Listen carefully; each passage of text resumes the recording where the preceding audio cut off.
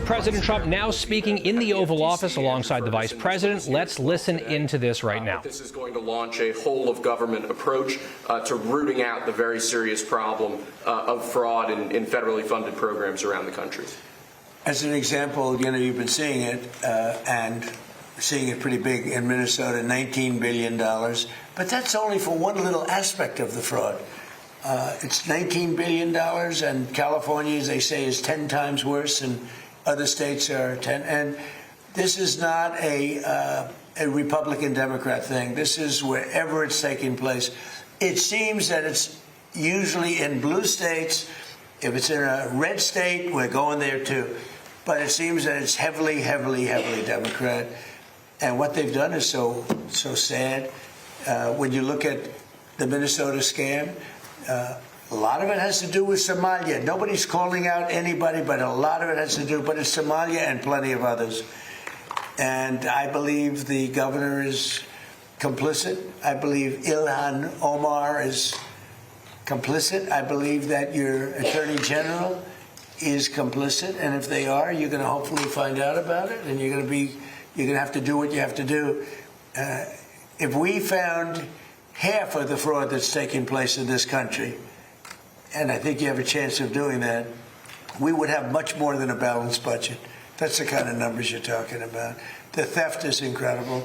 And I think J.D. will make, and Andrew will make a charge later on that local states should handle nursing homes and all of these things that the federal government shouldn't be involved in. It's too big.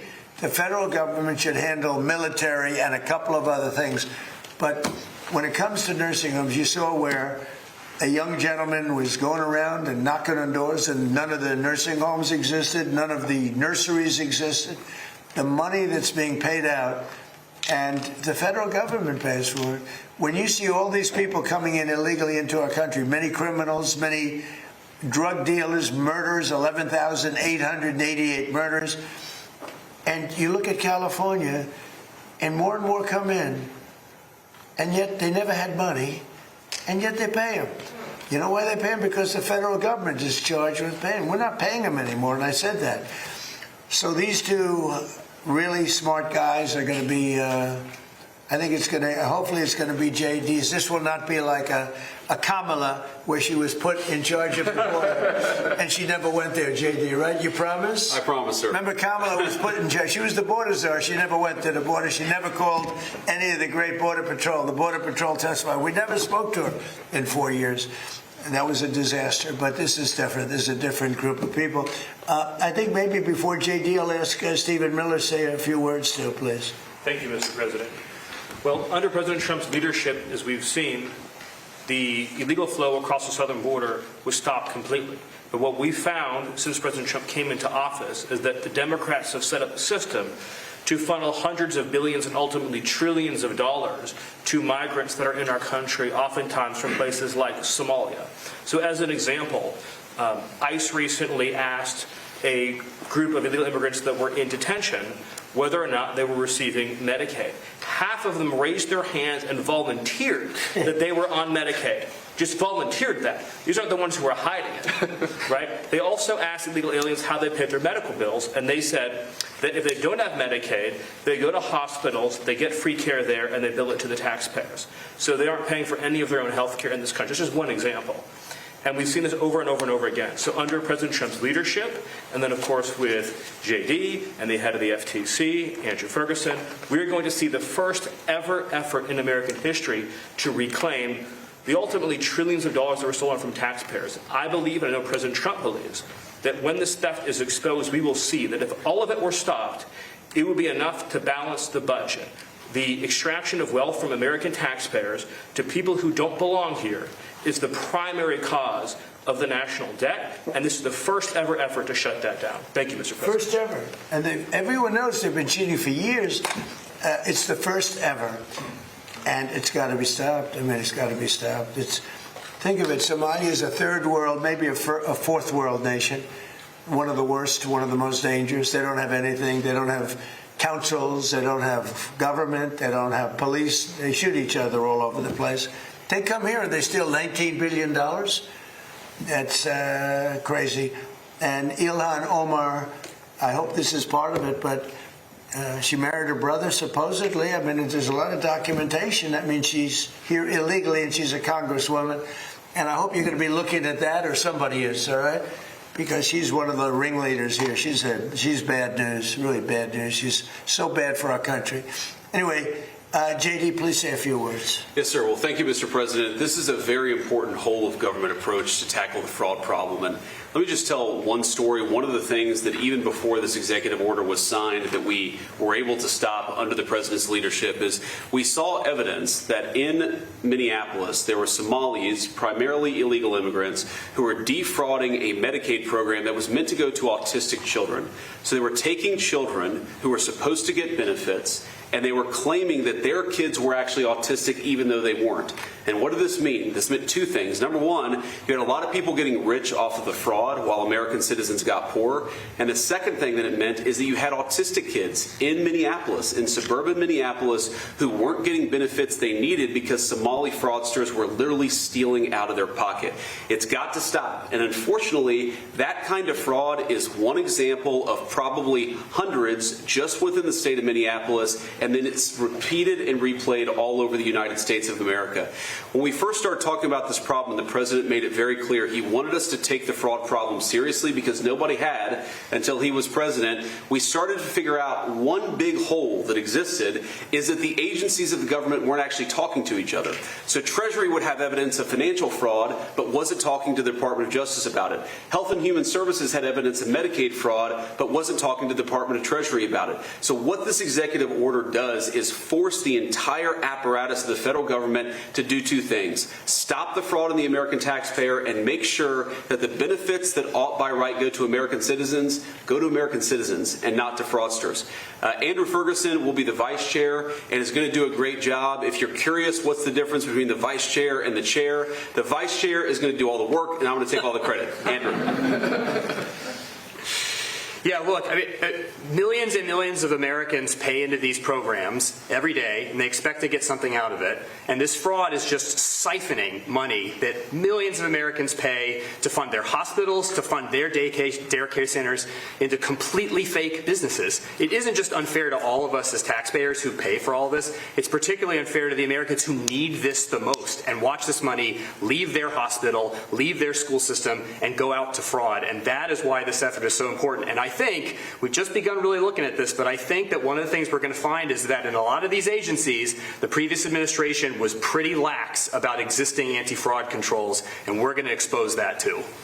I would take the word pretty out. I would change it with unbelievably lax. They weren't. It's not even lax. Lax isn't a good enough word. The previous administration was fraudulent. Okay, and I think that's what you're going to find also. And, you know, we worked so hard, like most favored nations drug prices. For years, people have wanted. We paid the highest drug prices anywhere in the world by far, by 5 times, 6 times, 10 times, more than London would be paying in New York, more than any city in Europe was paying than our cities. We would have a pill that would sell for $10 in Munich. In Germany, we sell for $10, and in New York it would be $130 or whatever. And we worked so hard, and we pulled it off. It's called Most Favored Nations. So now we went from by far the most expensive drugs anywhere in the world, prescription drugs, to the least expensive. And I had to get all the nations to agree, and I don't want to bore you with how I did it, but I did it. Everyone said it was impossible to do, including the drug companies. And we did it, and we worked so hard on it, and we're going to save so much money for the people. Your drug prices are going to be dropping at levels never even, by 50, 60, 70, 80% in some cases. But you work so hard, and then you see them stealing $19 billion. It's like in one pocket, out the other. And I think Andrew and JD, I think have maybe one of the most important jobs. Maybe it could be one of the most important things that we're signing because I really believe that they have an opportunity to do something so good for our country.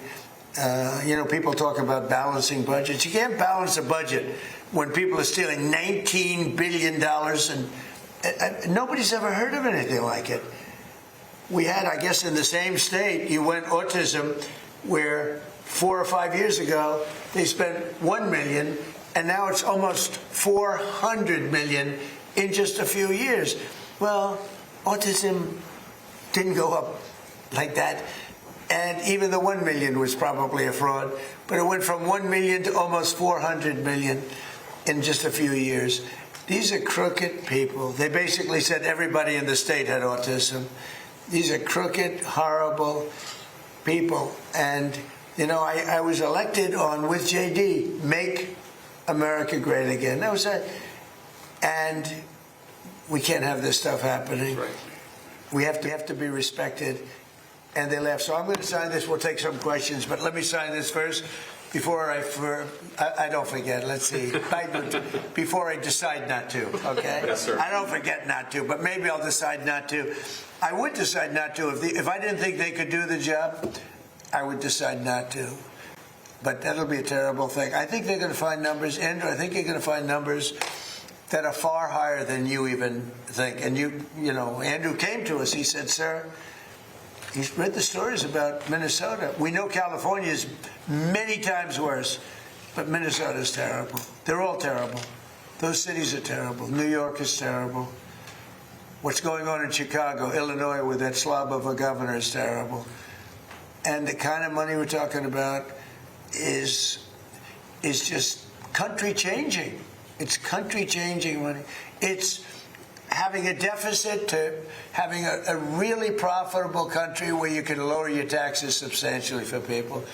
And I think you have an opportunity to do it. And I think you two guys are the right guy. If you guys can't do it, we've got a problem, because nobody else will be able to do it. Yes, sir.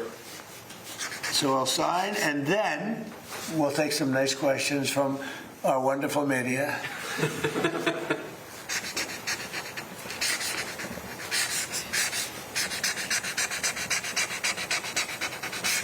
Okay. Good one.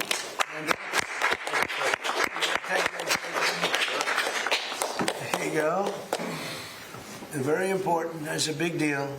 We've been working on this very long. Really? Yes, See, sir. right? Will? Yes, sir. Andrew, do you have a question? Yes, Mr. President. You said during your State of the Union that this type of fraud, the corruption, is the type of thing that can shred the fabric of a nation. Why do you suppose then that leaders in recent memory haven't looked at the systemic amount of fraud Because that's they're taking crooked. place? And Because they're crooked. They make money. They gain power. They use it for power. Like with the Somalians, they vote in a block, 100%. They make a deal with the Somalians. They all vote because they're on a gravy train.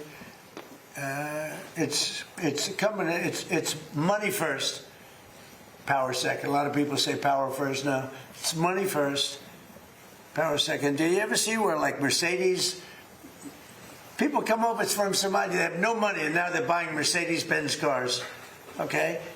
It's more cash goes out of the Minnesota airport than any other place in the world or so. We're going to find it. And Minnesota is really bad. The governor's corrupt. The attorney general is totally corrupt. Just like the New York State attorney general, Letitia James. She's a highly corrupt person. Bragg, the DA, is a corrupt person. They're all corrupt. These are corrupt people. And we got too many of them in our country. And we have to expose them, and we have to catch them. And if these two guys can't, these are high IQ people. I've always liked high IQ. These are high IQ people. If they don't do it, we're going to go a long way, fellas, to find somebody else that's going to. We have no choice. If honestly, and they may not do a good job. If they don't do a good job, Thank you, sir. no, it's possible. If they don't do a good job, the country's sort of in trouble. Yes, go ahead. Thank you, sir. Two questions for the And I think they're going to do a great job. Go ahead. First, Mr. Vice President, Democrats are already calling you the fraud czar. What's your reaction to that title? And then second, Good title.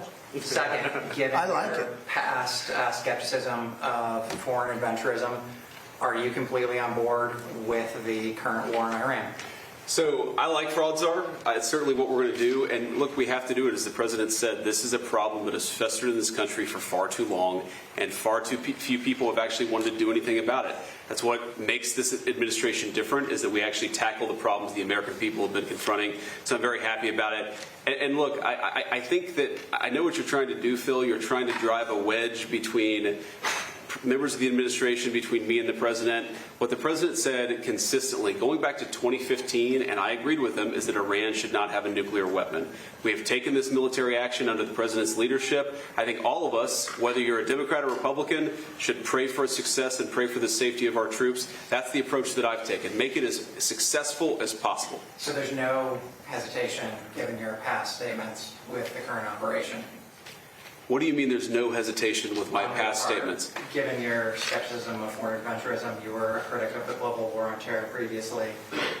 Well, I think one big difference, Phil, is that we have a smart president, whereas in the past we've had dumb presidents. And I trust President Trump to get the job done, to do a good job for the American people, and to make sure that the mistakes of the past aren't repeated. Absolutely. Thanks, sir.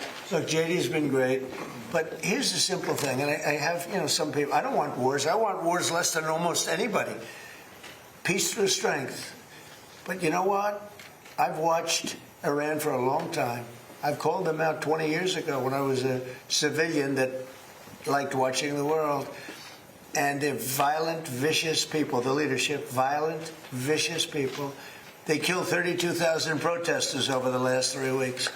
They put out a memo 2 days ago saying, if you protest, we will shoot you and kill you in the streets. And somebody said, oh, there's not that many protests. Well, first of all, there are bombs going off all over the place. But even if there weren't, who's going to do that? Who's going to do it? They don't have any guns, and the other ones have latest in line machine gun, right? And every form of gun you can have. They shoot them right through the middle of the head. They're violent people. If they had a nuclear weapon, they would use it. And sometimes I'll have some of the people that, feel very strongly, like I do about wars. And I say, do you think Iran is violent, and do you think their people are violent? Yes, leadership. Do you think they should have a nuclear weapon, which is massive power? I don't even want to discuss how powerful, because it's depressing. And they said, no, they shouldn't have. Definitely they shouldn't have. I said, and you don't want to fight war? No, we don't want to fight war. So these are naive people that frankly are stupid. If you believe that Iran should have a nuclear weapon, there's something wrong with you, because they would use it within, the only question is within 1 hour if they get it, or 1 day. They will use it, and they will blow up the entire Middle East, not just Israel. They'll start with Israel, but they will blow up. And you got to see that when they unexpectedly started sending missiles to every country within 1,000 miles of them. I mean, they're blowing up countries that were neighbors, not necessarily some friends. They actually were blowing up some friends. They were blowing up the people that handle their accounts. They're sending thousands of missiles into countries that didn't expect to be in the war because they wanted to take over the Middle East. And if I didn't terminate Barack Hussein Obama's horrible Iran nuclear deal, which I did in my first term, one of the dumbest deals, perhaps the dumbest deal because of the danger involved, you would have had them have a nuclear weapon 3 years ago, maybe 4 years ago. They would have used it, blown up the Middle East, and they would have then come after us. And if these gorgeous B-2 bombers, give me that bomber, Andrew. Let me just hug that little sucker. Give me that bomber over there. Thank you. You knew immediately which one. This looks small, but in person it's very big. Because it's the only plane capable of carrying a 200,000-pound bomb. So I don't know how they do it, because it's very sleek and nice, but it carries a lot of weapons and there's a lot of bombs. But had I not sent this incredible machine, times numerous others, to hit Iran at midnight with no moon, dead dark, every single bomb was dropped right down the chute that it was supposed to hit. How they do it, who knows? Nobody else can figure. No other country can do it. No other country has our military or even close. And I think we've probably proven that.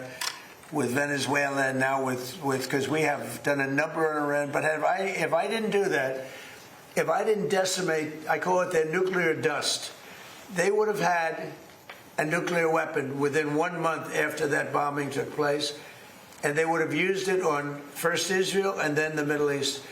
And you know that because all of those missiles that were launched against their neighbors were set long ago, long before they knew they would be using them this quickly.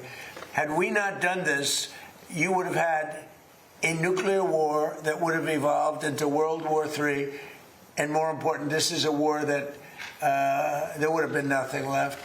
So we've done a great thing. The people that say it's okay for a very sick ideology, a very sick country in terms of its leadership, very good people, great people. But the people that say that, I think they're actually, they're either evil or they're stupid. So if you believe that Iran should not have a nuclear weapon, they should not have it, then you have to absolutely love what I've done, because in 2 weeks we have decimated them. They have no Navy, they have no Air Force, they have no anti-aircraft weapons, they have no leadership. The leadership is gone. But then they set up a new leadership to go and name a new leader, and that leadership is gone. And now they think maybe the sun is gone. They're all gone. My biggest problem is I have no idea who we're talking to, because nobody ever heard of any of these people. They're all dead. But we did a job for the world, not a job for us, for the whole world. We took the worst country in 50 years and maybe longer from the ideological standpoint, a country that wanted to blow up the world, a country that is sick, and it has a religious fervor. And when you add religion, you know, people don't realize more people died in religious wars than every other war put together. And that's what you would have had here. And it was a terrible thing. I'm very proud of what we did. And I think JD understands better than most, if you give Iran a nuclear weapon, at least a very substantial part of the world would be blown up, and it'll be used almost immediately. Yes. Thank you, Mr. President. You don't mind if I keep this here, do you? Isn't that a beautiful thing? You know, I used to look at it, and I said, it's a piece of art, but how can it be effective? It's so stealth. Think of it, Peter. 1 in the morning, it flies in, and they say, sir, they're in Iranian airspace. And I say, oh, and I'm watching it from the Situation Room with a couple of other very smart people, including some good generals, real generals, not television generals. And all of a sudden you see that dive, they start diving, and sure, and you see him, 30,000, 20,000. Boy, I said, that was a lot. They went down fast to aim it. And they know they're coming, and they're smart, and they never saw them. And they're firing a little bit, but they don't know what they're firing at because they can't see a thing. And then you hear the biggest explosions that anybody's ever heard. Those are the biggest bombs. Outside of nuclear, those are the biggest bombs. And you say, what technology we have. What a great country. I built it, largely, I built it during my first term. I built it.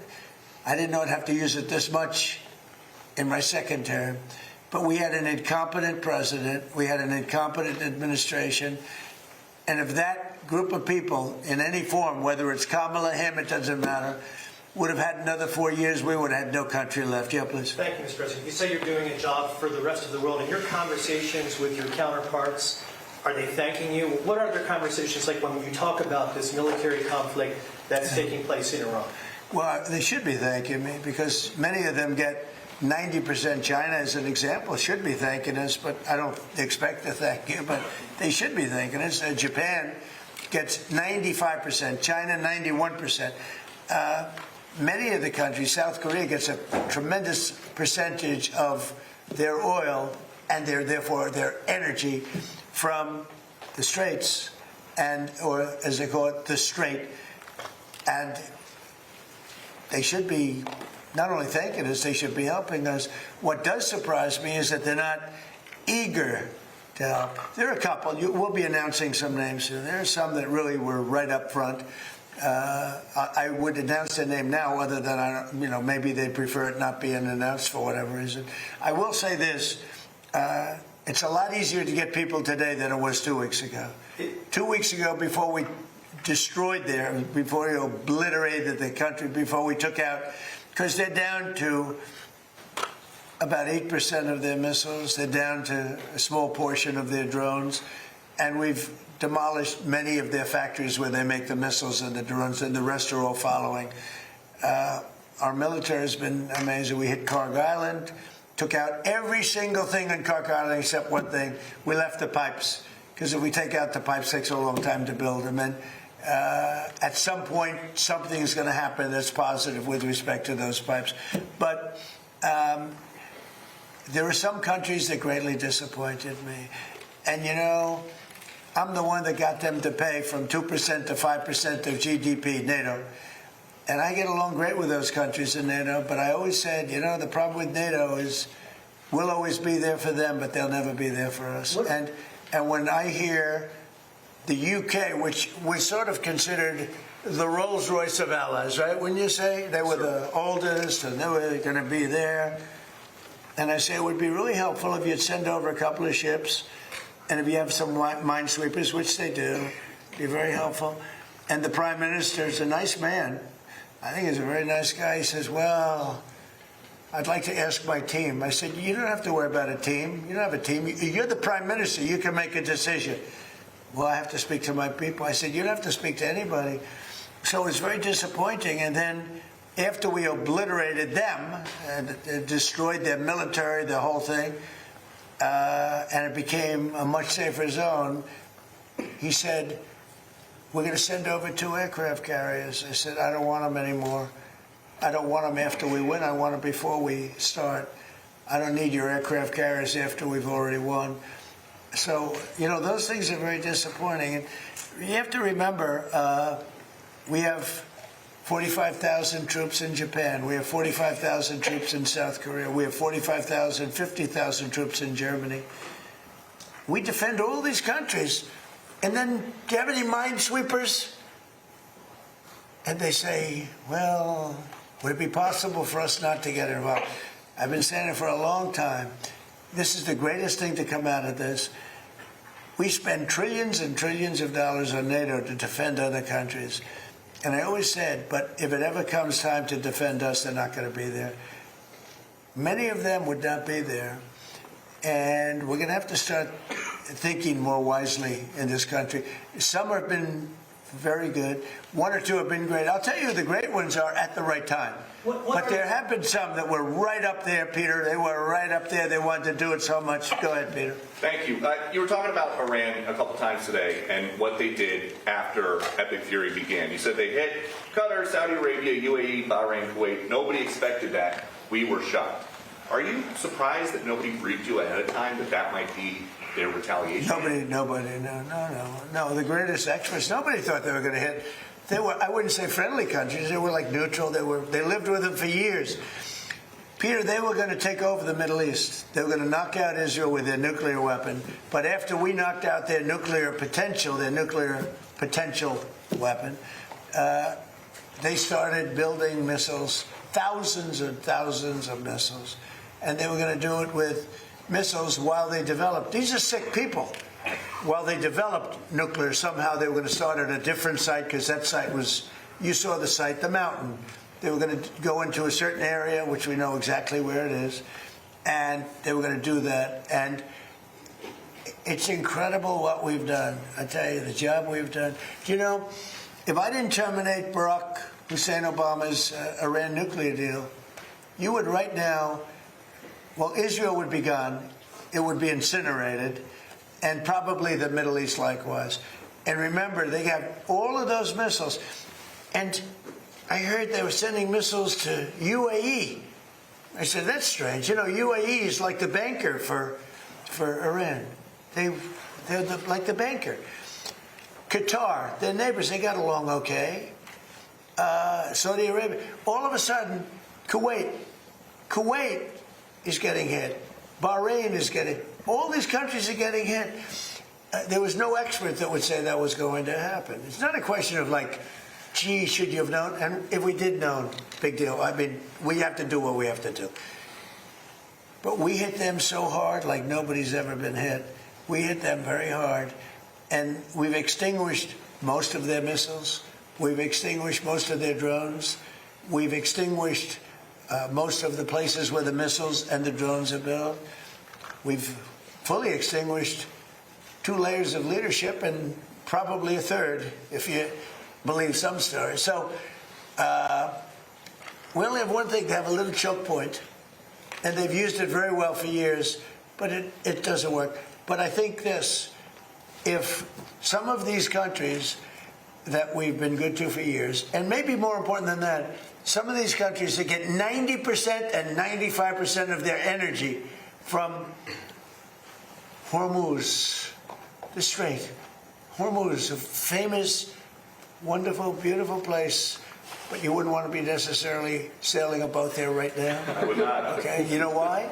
Not because of them, because of us. Because we've taken out their entire Navy. We've taken out every one of their drone, they call it a drone layer, a mine layer.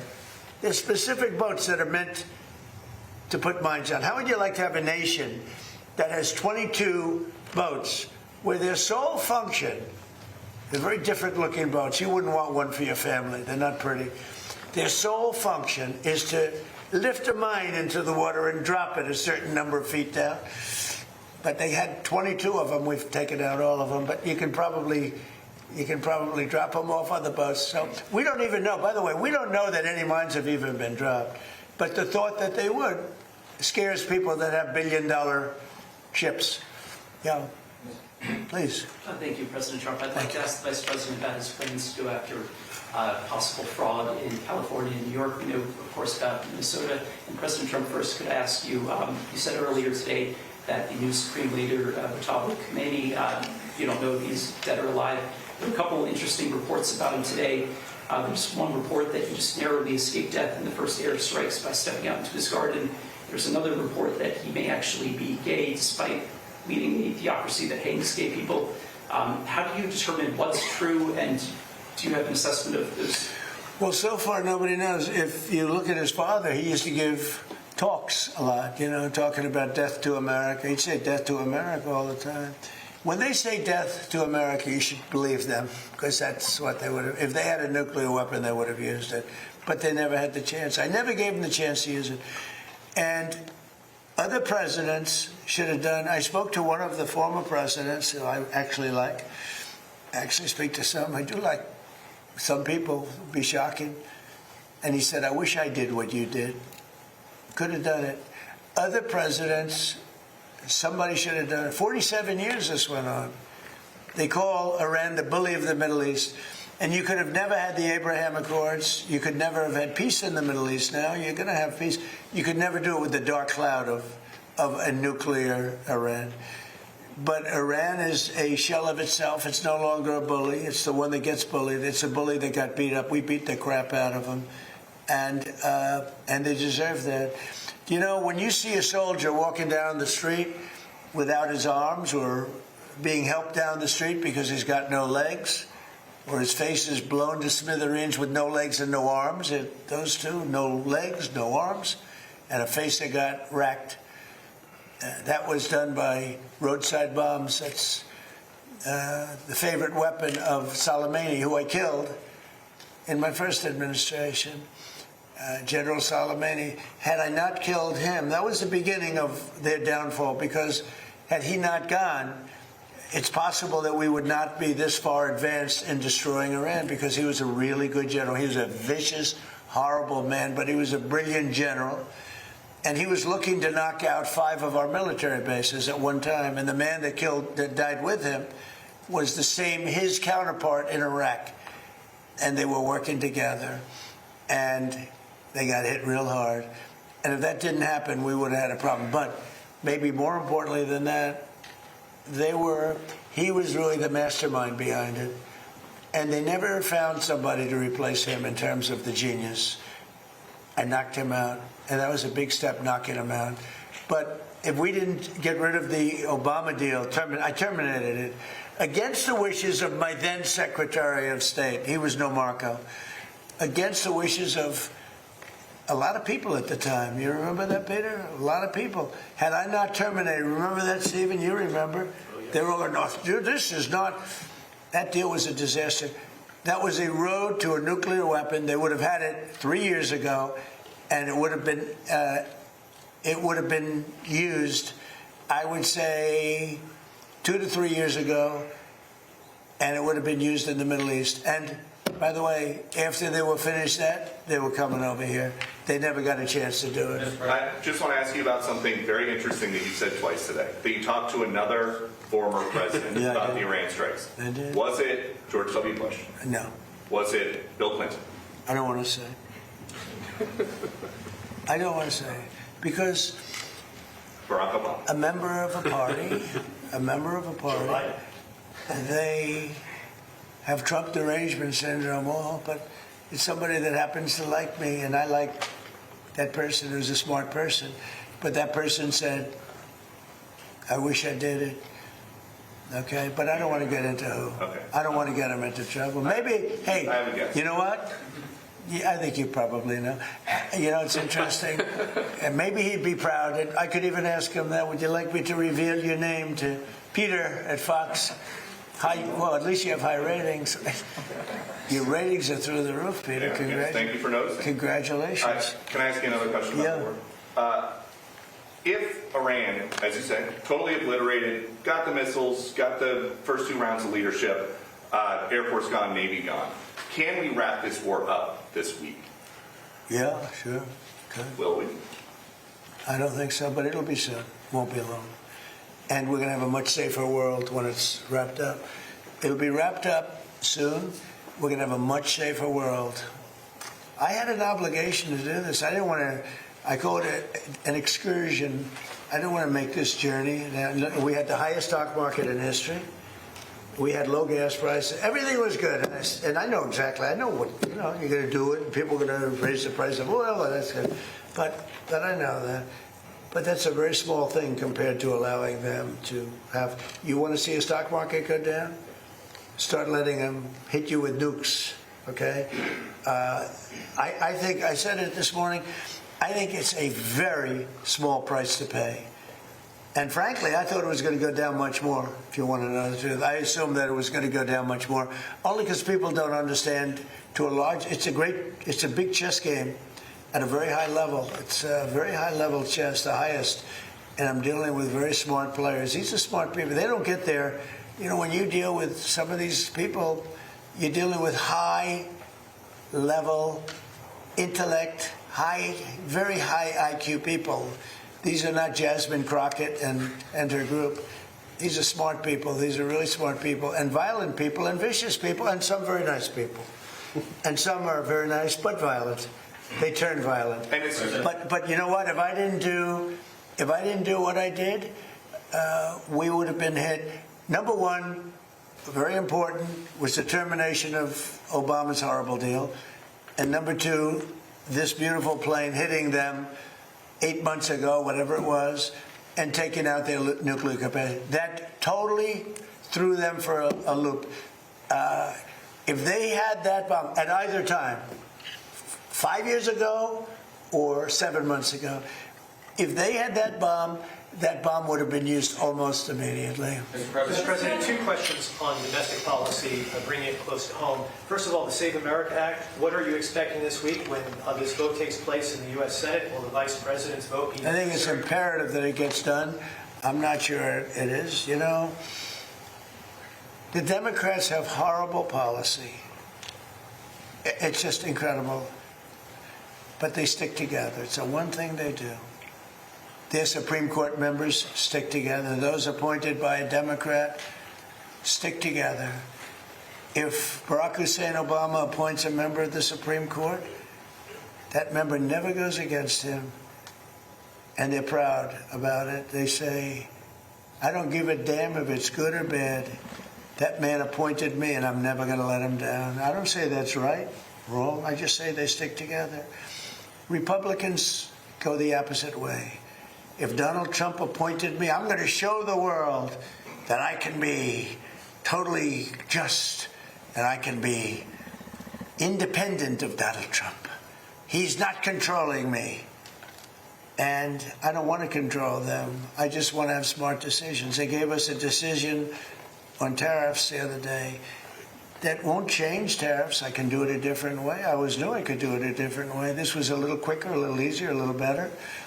But they gave it a decision that could cost this country $500 billion to pay people back. Because now I have to start the tariffs all over again. Very simple. And what happens with the money I've already collected? Why didn't they say, starting from now, go the other way? $500 billion, perhaps. It's so sad. But one thing about the Democrats, they stick together like glue. They impeached me twice for absolutely no reason, unanimously. Fortunately, the Republicans stuck together, and it was something. It was pretty wild. But the Democrats have horrible policy, transgender for everybody, open borders, men playing in women's sports.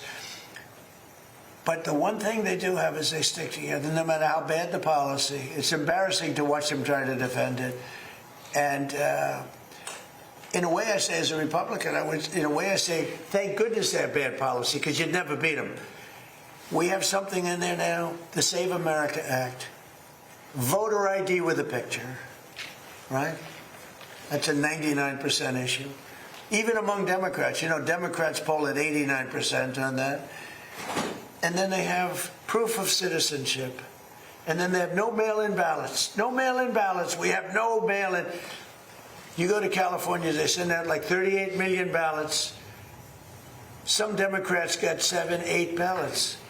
Republicans are a lot of times calling in, where's my ballot, where's my ballot? They're lucky to get one. Jimmy Carter, probably the greatest thing he ever did. I thought he was a nice man, not a great president, to put it mildly. How did his attack work out in Iran? Not too good. I think ours is slightly better, wouldn't you say? But Jimmy Carter, the one thing he did after he left with Scoop Jackson and some others, they formed a very elite council, a committee that came out and said very strongly, no mail-in ballots, because if you have, we're the only country in the world that has mail-in ballots like we do. The only country in the whole world. People have tried it. France tried it, and they went away. They're now doing paper ballots, watermark paper, which is very hard to cheat. So when you look at what happens with this country, we really have to fix it. That'll be very popular. The other thing we put in there, just as best of, I call it the best of Trump. We have the 3 things I just said, right? But then I added on no men playing in women's sports, and I added in no transgender surgery, the mutilation of our children. We have no mutilation of our children, no transgender. I think they say that's an 80% issue. I think they're 99% issues, but whether they're 80% or 99%, the problem is we have a couple of Republicans. They shouldn't be allowed. They're horrible people, and they're willing to vote against anything.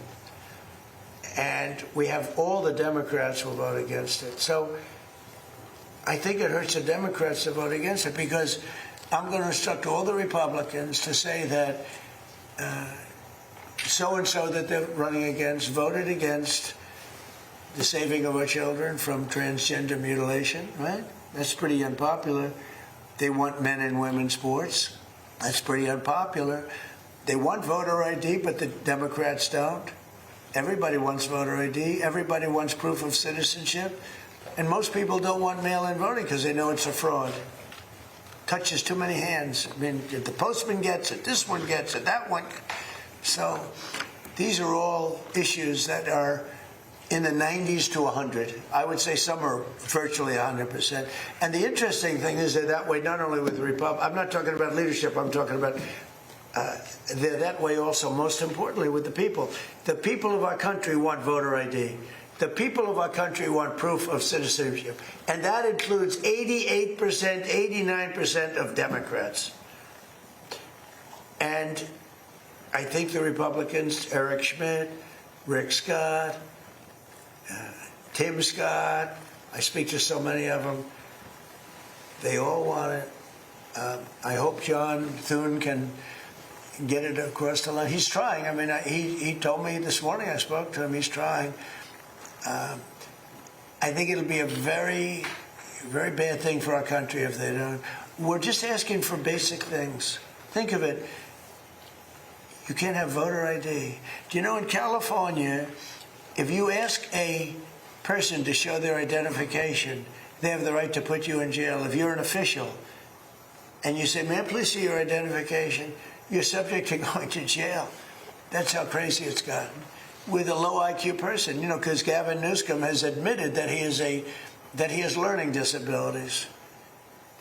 Honestly, I'm all for people with learning disabilities, but not for my president. I think a president should not have learning disabilities, okay? And I know it's highly controversial to say such a horrible thing. The President of the United States, Gavin Newsom, admitted that he has learning disabilities, dyslexia, everything about him is dumb. But then he looked at the audience and said, "But I'm smarter than you," or something like that. That was pretty silly. So now on top of everything else, I call him a racist because it happened to be a black audience. I will tell you this.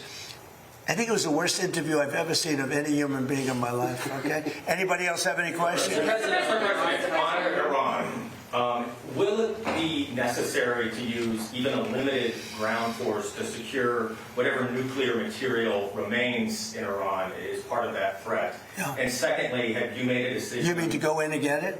Yes, sir. Why would I tell you a thing like that? And secondly, You know, I can't stand reporters. "Sir, will you attack Carg Island? Will you occupy Carg?" They ask me these questions. And I don't want to be mean, but they're stupid questions. If any president answered those questions, they shouldn't be president. and secondly, sir, do you still plan to travel to Beijing at the end of this? I don't know. We're working on that right now. We're speaking to China. I'd love to, but because of the war, I want to be here. I have to be here, I feel. And so we've requested that we delay it a month or so, and I'm looking forward to being with them. We have a very good relationship, but because of the war, there's no tricks to it either. It's not like, "Oh, gee, I'm waiting." It's very simple. We got a war going on. I think it's important that I be here. You know? So it could be that we delay it a little bit. Not much. Peter? When you say Cuba is next, Cuba. is Cuba, whatever you do with the military there, it seems like something. Will that look more like Iran or Venezuela? Can't tell you that. I can tell you that they're talking to us. It's a failed nation. They have no money. They have no oil. They have no nothing. They have nice land. They have nice landscape, you know. It's a beautiful island. I think they have great people. You know, I know so many people from Cuba that were treated terribly, and they're over here and they became rich. They're very entrepreneurial people, very smart. I know a lot from Florida, especially. There's so many people. A friend of mine started over with nothing. He's now the largest owner of gas stations in the country and stuff. I mean, Cuban. I also know, I was just with a fantastic person who's Cuban and made a fortune in sugar. You know, Fanjul family, right? And this family wants to go back to Cuba to visit it. They haven't been back in like 50 years or something. They largely come from Cuba. And we'll see what happens. They were asking me about that. They want to go back. Not only Fanjul, a lot of Cubans have said, "Oh boy, would they love to go back." I think Cuba, I don't know, in its own way, for tourism and everything else, it's a beautiful island, great weather. They're not in a hurricane zone, which is nice for a change. You know, they won't be asking us for money for hurricanes every week. But I think Cuba's the end. You know, all my life I've been hearing about the United States and Cuba. When will the United States do it? I do believe I'll be having the honor of taking Cuba. That'd be good. That's a big honor. Taking Cuba. Taking Cuba in some form, yeah. Taking Cuba. I mean, whether I free it, take it, I think I could do anything I want with it. You want to know the truth? They're a very weakened nation. right now. They were for a long time. Very violent leaders. Castro was a very violent leader. His brother's a very violent leader, extremely violent. That's how they governed. They governed with violence. But a lot of people would like to go back. Okay, one more question. A quick question on fraud for Vice President Vance. Mr. Vice President, you announced a couple of weeks ago in the EEOB that the administration would be halting Medicaid payments to Minnesota until the state decided to take pervasive steps to root out fraud. Do you have an update to that specific situation? Do you think that that could be a model moving forward for the task force for states that won't cooperate? So I don't have an update there. Dr. Oz is looking to it, trying to work with the authorities in Minnesota to try to figure that situation out. But yeah, I mean, I think there are two obvious tools that we have to stop the fraud that's happening against the American people. One is that when we see evidence of fraud, we stop the payments. Pretty simple, right? We know that the American people are being defrauded.